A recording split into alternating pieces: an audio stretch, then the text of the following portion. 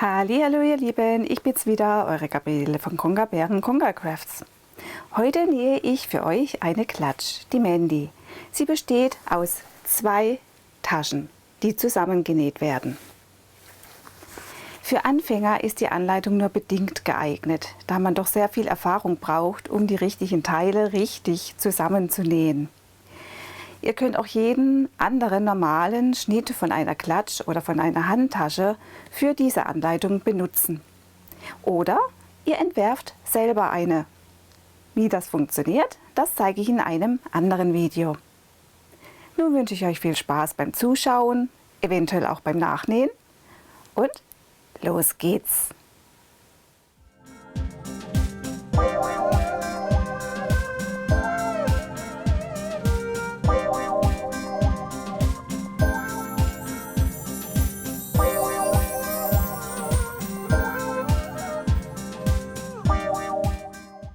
Man kann die ganze Tasche außen alles in einem Stoff machen, so wie die hier.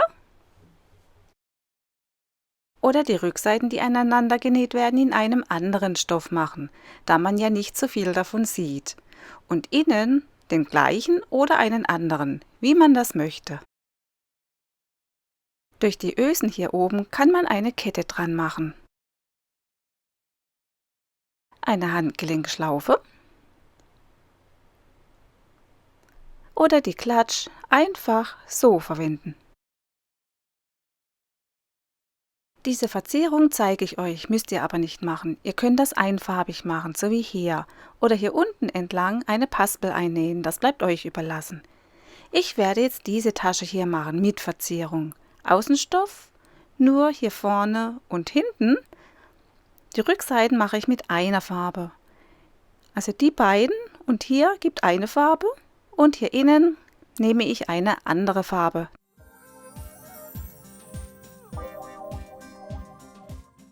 Ich habe hier schon die Schnitte vorbereitet. Ihr braucht vom normalen Taschenkörperschnittmuster zweimal den Außenstoff, dann zweimal die innenliegenden Rückzwischenteile. Das sind die hier, die zusammengenäht werden.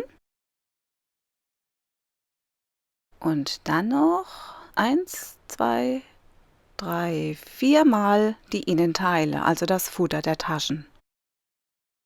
1, 2, 3, 4, also das Futter der einzelnen Tasche.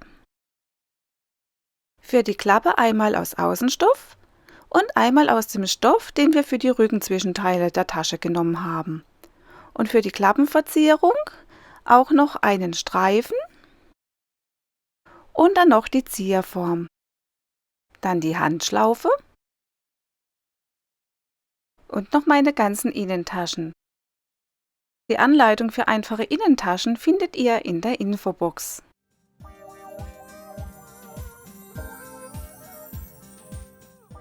Einige Teile müssen wir mit Flissline H250 verstärken, und zwar die 2 Außentaschenteile und die 2 Rückenzwischenteile. Das sind die Teile, die so dagegen kommen und so zusammengenäht werden.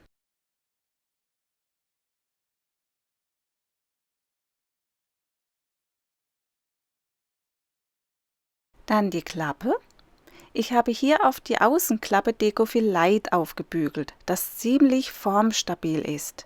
Dadurch bleibt das hier unten an den Seiten besser in Form, zumal ich nur einen Magnetverschluss habe, damit das hier nicht so schnell aus der Form geht. Und die Klappeninnenseite auch vollständig mit H250.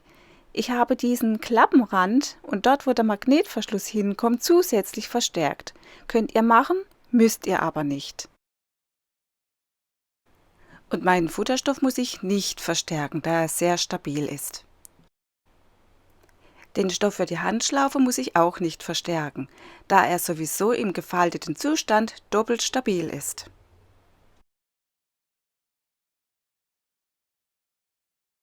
Und die Innentaschen verstärke ich jeweils nur zur Hälfte. Das reicht vollkommen.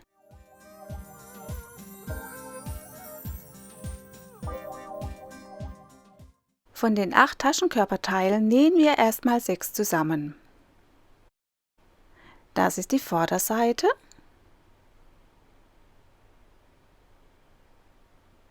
und ein Futterteil. Das legen wir jetzt rechts auf rechts zusammen und hier an der Geraden zusammennähen, Anfang und Ende verriegeln. Nun das erste Rückenzwischenteil auch mit einem Futterteil rechts auf rechts zusammenlegen und hier oben zusammennähen. Und das andere Rückenzwischenteil auch mit einem Futterteil rechts auf rechts zusammennähen. Hier die genähten 6 Taschenkörperteile. Also das ist das Vorderteil mit Futter.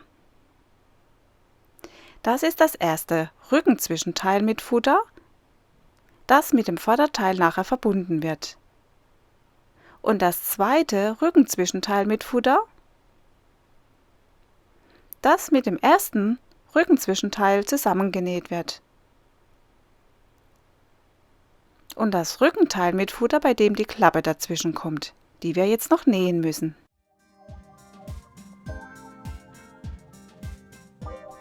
Klappenaußenteil, das ich mit einem Streifen und dem Formstreifen verziere. Zuerst klebe ich den Formstreifen auf. Das kann man mit einem Stoffklebestift, Flisofix oder Stylefix machen. Ich probiere das mal mit Stylefix.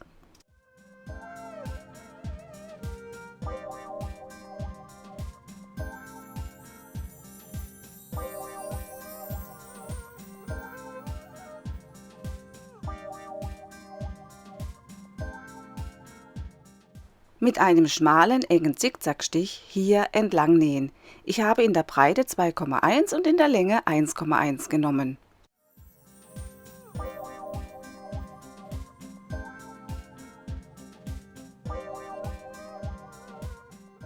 Die Längskanten ca. 1 cm einschlagen und bügeln.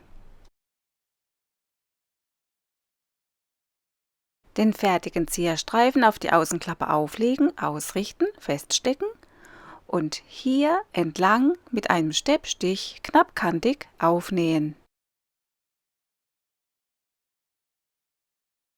Die Überstände von der linken Seite her abschneiden.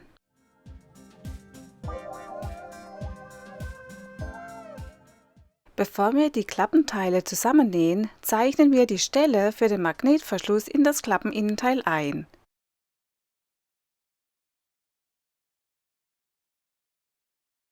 Die beiden Schlitze mit einer spitzen Schere einschneiden.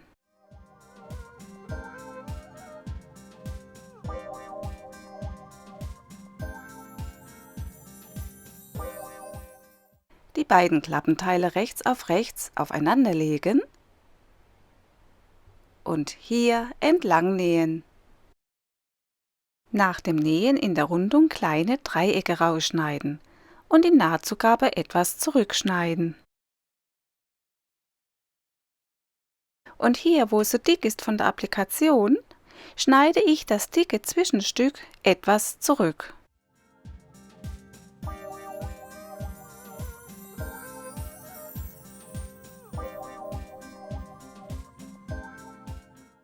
Nun die Klappe wenden.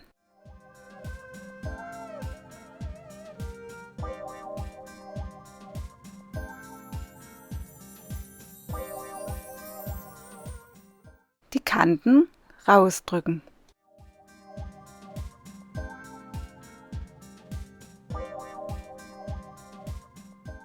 Und gut bügeln.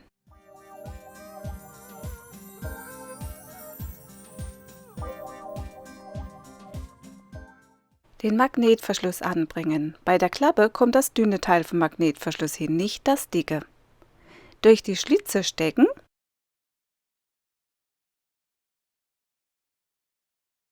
die Scheibe drauf und die Zapfen nach außen biegen.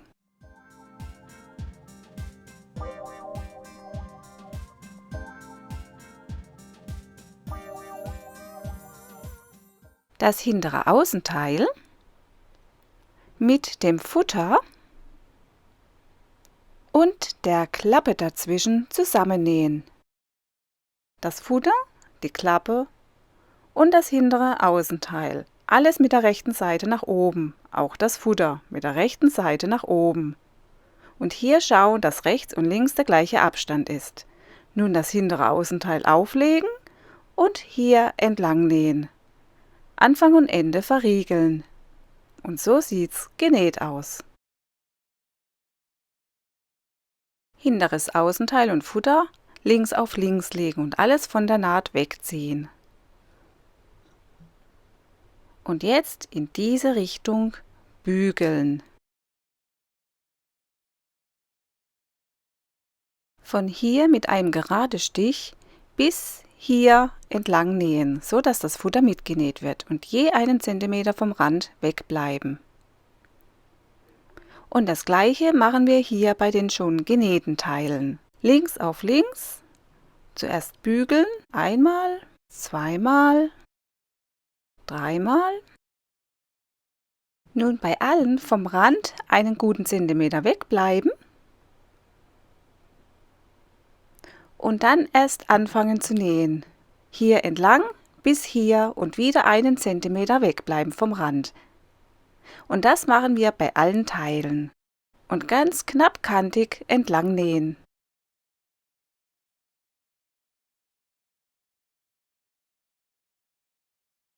Hier seht ihr die Nähte. Von hier bis hier bei allen gerade genähten Teilen.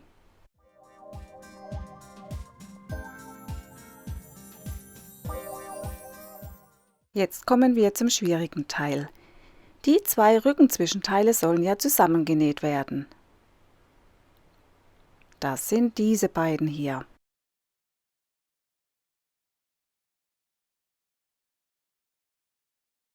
Also die beiden zusammen. Dazu rechts auf rechts legen, also Futter auf Futter und Rückenzwischenteil auf Rückenzwischenteil. Wir müssen darauf achten, dass die Kanten hier oben übereinstimmen, also auf einer Höhe sind. Und jetzt festhalten, Futter auf die Seite schlagen und die Rückenzwischenteile zusammenstecken.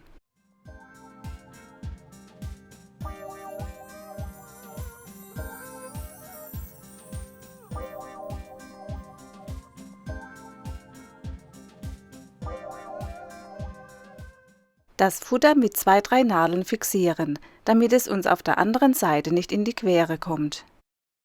Jetzt hier gemäß der nachfolgenden Schemazeichnung die Nahtlinie aufzeichnen, von oben 3 cm, auf Höhe von den 3 cm rechts und links vom Rand 4 cm Reinzus messen und von unten 4 cm nach oben.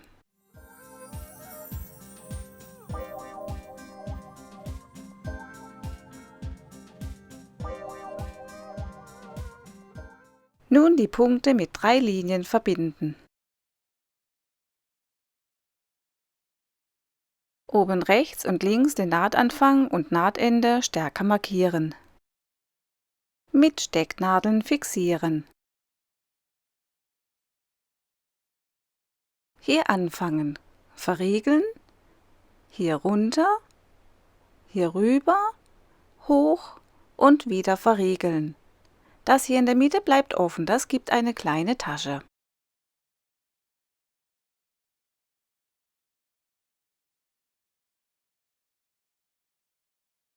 Nadeln aus dem Futter entfernen und das zusammengenähte Mittelteil ist fertig.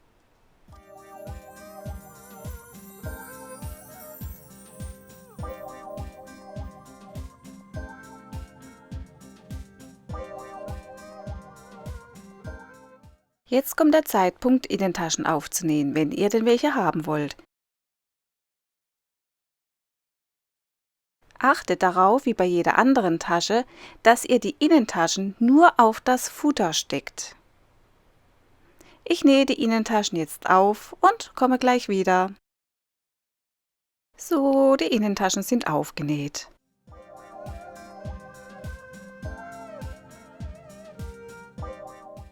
Und jetzt kommen wir zum nächsten schwierigen Teil. Das hier, das ist ja die Miete, die wir gerade zusammengenäht haben. Und das ist das Vorderteil. das wir nun so mit dem mittleren Teil zusammennähen wollen. Normalerweise würden wir das jetzt rechts auf rechts zusammennähen, also so. Aber das geht ja nicht so einfach durch das angenähte Rückenzwischenteil. Also die beiden sollen zusammen und das hier kommt später. Und da wir es nicht wegnehmen können, müssen wir es wegstecken. Also das Futterteil kommt ans Futterteil. Das Rückenzwischenteil kommt ans Vorderteil und das hier, das kommt später an das Rückenteil mit der Klappe, das wir jetzt einschlagen und feststecken, da es nicht mitgenäht werden soll. Achtet darauf, dass die Nadelköpfe nach oben zeigen. So kann man sie später besser rausziehen, ohne sich zu pieksen.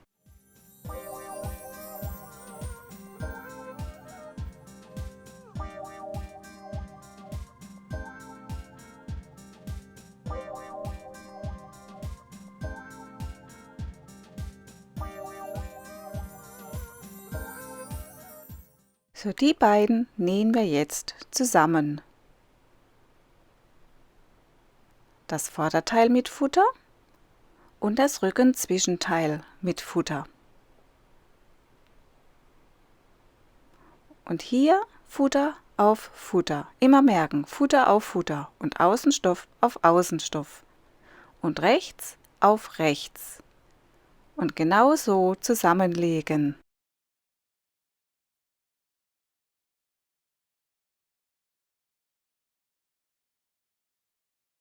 Darauf achten, dass hier die Kanten übereinstimmen.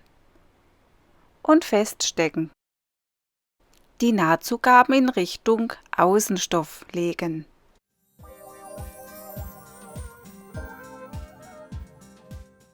Und auf der anderen Seite genauso.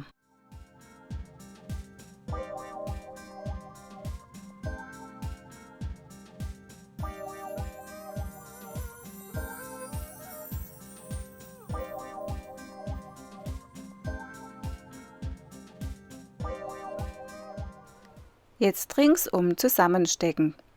Nehmt lieber mehr Nadeln, dann hält es besser beim Nähen.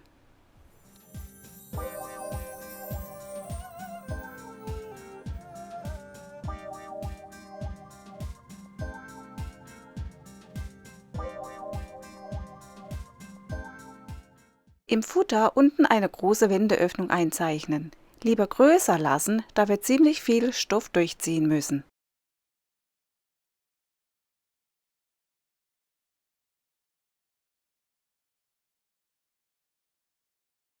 Ich habe hier 15 cm. So, jetzt hier mit breiterer Nahtzugabe anfangen, dann bis zur Kante auf Füßchenbreite kommen. In Füßchenbreite weiternähen, bis zur nächsten Kante, wo es ins Futter übergeht und im Futter wieder mit der Nahtzugabe breiter werden. Anfang und Ende verriegeln, hier offen lassen, wo alles durchgezogen wird. So, ihr seht, am Vorderteil Füßchenbreit genäht bis zur Kante und von hier dann im Futter breiter geworden. So hat das Futter in der Tasche mehr Platz.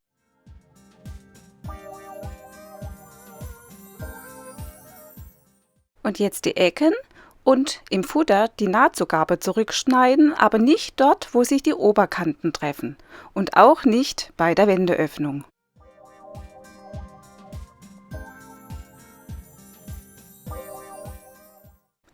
Nun die Nadeln vom Feststecken rausziehen. Ich habe euch ja auf die Richtung des Nadelkopfes hingewiesen und spätestens jetzt wisst ihr, warum.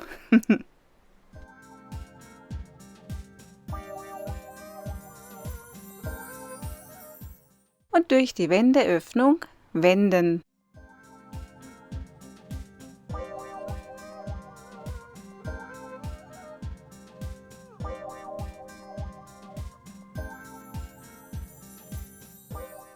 Die Ecken und Kanten gut rausdrücken.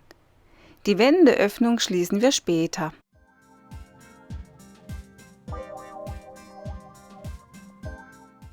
Die vordere Tasche ist fertig. Und jetzt kommt das hintere Teil mit der Klappe.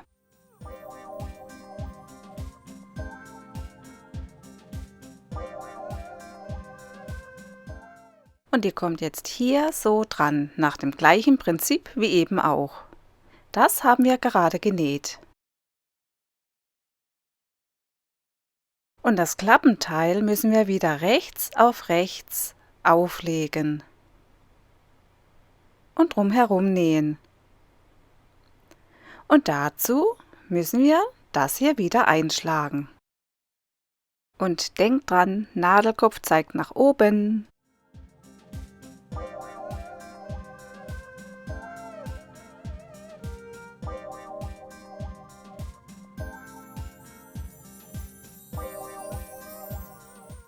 Jetzt rechts auf rechts aufeinander legen, also Futter auf Futter und Außenstoff auf Außenstoff. Und die Klappe in Richtung Futter, weil es hier ja schon dick genug ist.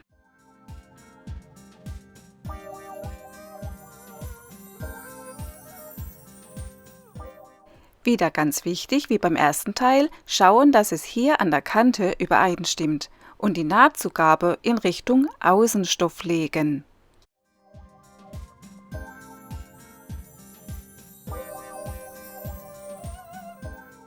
Und dann ringsum stecken.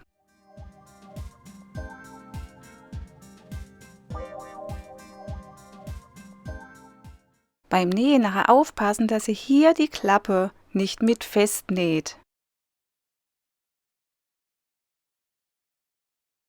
sondern wirklich nur hier nebendran entlang näht.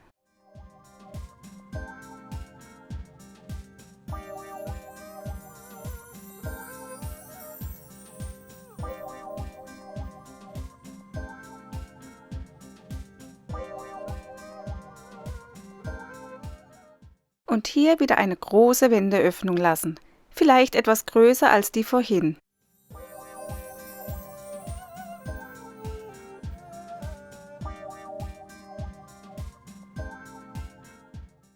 Wieder hier im Futter etwas breiter vom Rand weg anfangen, bis zum Übergang auf Füßchenbreite kommen, Füßchenbreite weiternähen und ab hier wieder breiter werden, bis zur Wendeöffnung, genau wie vorhin auch.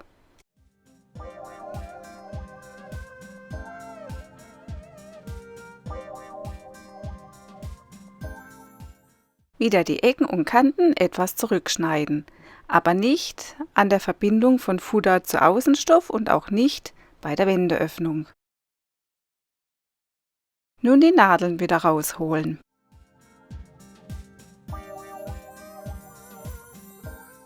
Und jetzt wenden.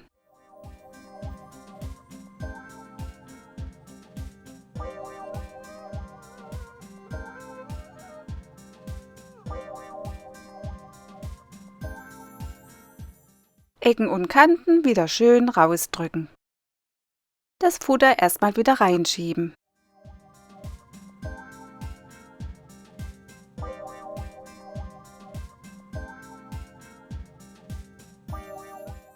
Den zweiten Teil des Magnetverschlusses anbringen. Punkt markieren. Schlitze einzeichnen und einschneiden. Verschluss durchschieben. Die Platte dagegen und umbiegen.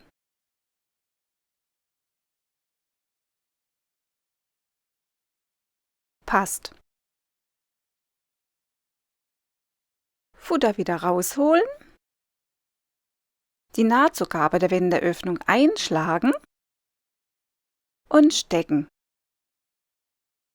Entweder mit der Nähmaschine ganz schmalkantig nähen oder mit der Zaubernaht.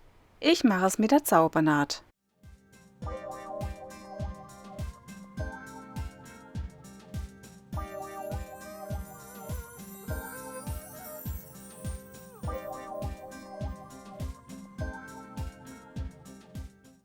Als nächstes machen wir die Handgelenkschlaufe. Mein Stoffstreifen ist 6 cm breit und 38 cm lang. Zuerst in Form bügeln, zur Hälfte falten und bügeln. Wieder auffalten und von außen zur Mitte falten und bügeln.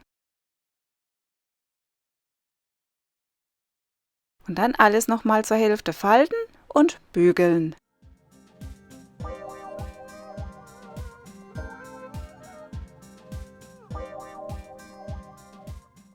Jetzt den Streifen durch den D-Karabiner ziehen. beide kurzen Enden auffalten, rechts auf rechts zusammenlegen,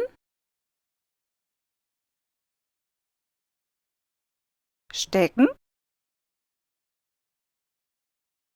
und hier entlang nähen. Die Nahtzugabe auseinanderbügeln und das Band wieder in die ursprüngliche Form falten.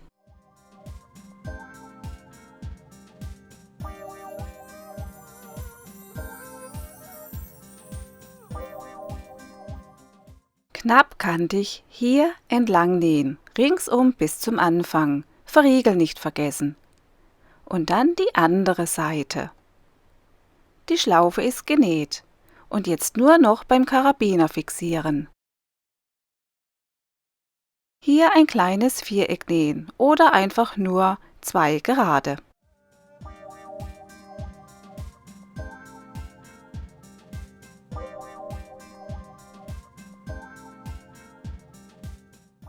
Jetzt müssen wir nur noch die Ösen anbringen.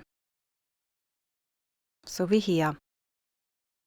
Mit Hilfe vom Ring anzeichnen und dabei die Ösen ganz nah an den Rand anbringen.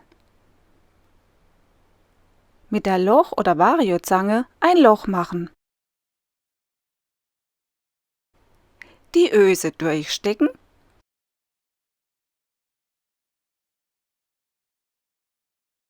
Ring dagegen und mit der Ösen- oder Variozange fest zusammendrücken. Auf der anderen Seite genauso.